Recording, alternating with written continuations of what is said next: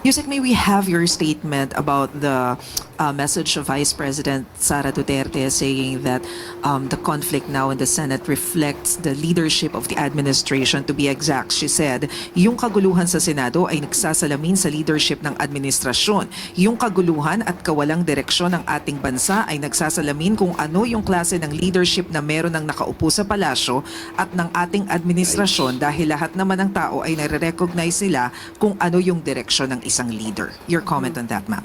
Okay, ang paulit-ulit na kasinungalingan ay naglalagay sa atin sa isang kumunoy. Habang ang Pangulo ay patuloy na nagtatrabaho para ayusin, mabigyan ng mga tulong para mapaganda ang buhay ng bawat Pilipino, lalong-lalo na't may kinakaharap tayong global oil crisis, pati na po ang nangyaring lindol sa Mindanao. Patuloy na nagtatrabaho, samantalang ang Vice Presidente ay patuloy sa paninira at binabago ang naratibo. Ang dapat natin tandaan, ito naman ay nasa records. Ang putukan na nangyari sa Senado, hindi po ito pinag-utos ng Pangulo. Ito ay may pagsang-ayon si Senator Alan Cayetano. Inamin din naman ni Senator Bato de la Rosa kung bakit pinilit na siya'y pumunta at bumoto. Una, to change the leadership. Pangalawa, for the impeachment. So ang mga tao sa likod na to, ang lahat ng ito, lahat sila yung nagsasabing dapat na ibasura ang impeachment. Ito ay lahat para sa proteksyon ng Vice Presidente. Ang pagpapatakas kay Senator Bato de la Rosa sa tulong ni Senator Robin Padilla, hindi ito nanggagaling sa Pangulo. Ang dalawang sinabi nating senador ay kaalyado ng Vice Presidente. So hindi totoo na patungkol daw sa kahinaan ng liderato sa administrasyon.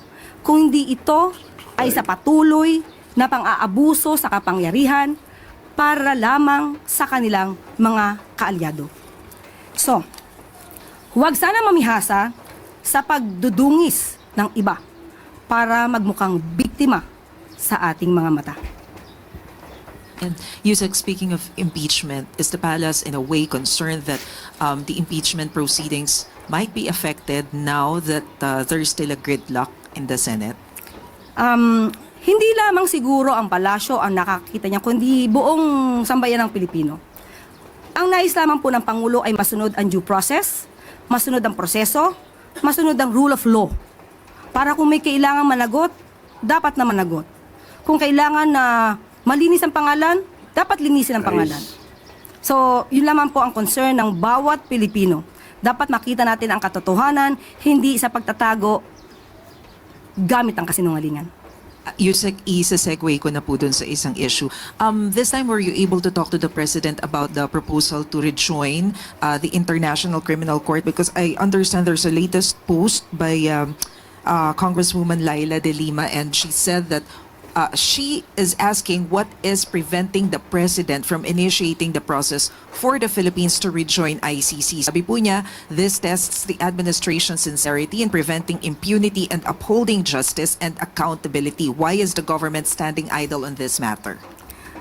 Huli natin nakausap ang Pangulo kahapon patungkol po dyan. At sabi po natin kahapon ay hindi tayo muna magkakomento dahil ang pinakahuli po na nais ng Pangulo ay hindi pa magre-rejoin sa ICC. Iginagalang natin or nadidinig natin ang sinasabi ng kagalang-galang na Congresswoman Leila de Lima.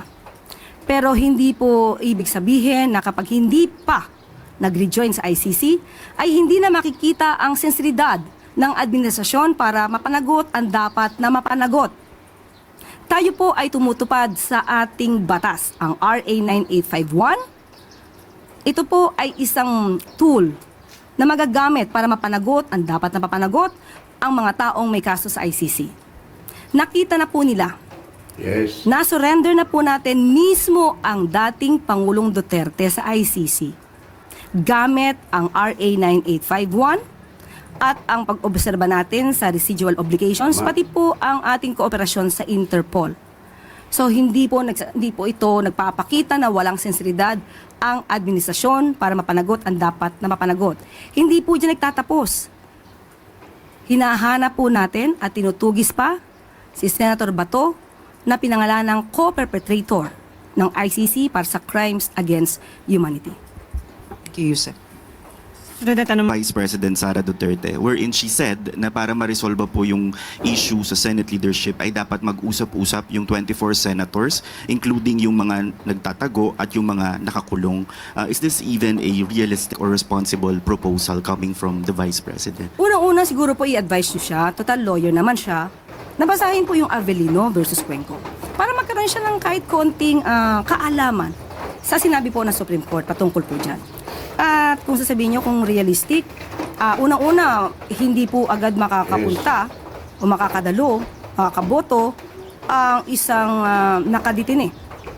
Dahil ang may sako po dito ay ang Korte, hindi po ang Senado. Pangalawa, kung yun po ang nais niya, na makabalik sa Senado, si Senator Bato, welcome po yun. Mas maganda kung kanyang i-encourage, pipilitin, kamukha nung ginawa ni Senator Cayetano, na makapunta at makabalik si Senator Bato de la Rosa sa Senado para siya ay umaten ng mga session. In response po, si House Deputy Speaker Paulo Ortega, nag-statement po siya kay VP Duterte. Sabi niya, Ma'am VP, respectfully, parang mahirap sisihin ang Malacanang sa gulo ng Senado kung karamihan sa mga bida sa drama ay mga BFF at political allies mo rin. Nag-agree po ba dito ang palasyo? Sa ating paningin, hindi lamang po ang palasyo maaaring mag-agree dito. Karamihan po sa atin, nakikita po naman ang katotohanan. Naniniwala na lamang po siguro, ang tanging naniniwala na lamang po siguro na may kasalanan ang Malacanang dito, or kahinaan ng Malacanang, or palasyo, o ehekutibo patungkol dito sa nangyayaring gulo, ay silang dalawa na lamang ni Senator Alan Cayetano. Last question na lang po on the Senate. Yung threat po na sinasabi ni Acting Senate President Sherwin Gatchalian, sabi niya the alleged security threat against the Senate may be linked to the 18 former bodyguards of Zaldico. Konektado raw po yung natatanggap na banta nila and yung possible armed attack to disrupt Senate activities. How concerning po ito para sa palasyo po? Of course, very alarming, very concerning, dahil alam naman natin kung sino ang nasa likod ng 18 Maleta Boys. Walang iba kundi si Mike Defensor, nahayagan, na sumisigaw, na gusto niya mapatalsik ang Pangulo sa pwesto. So ano pa ba ang kanilang magiging motibo? Kung babasahin nyo at titignan nyo ang mga kwento ng 18 Maleta Boys, butas-butas, walang pinanggagalingan, walang basihan, ano pa ba ang motibo dito?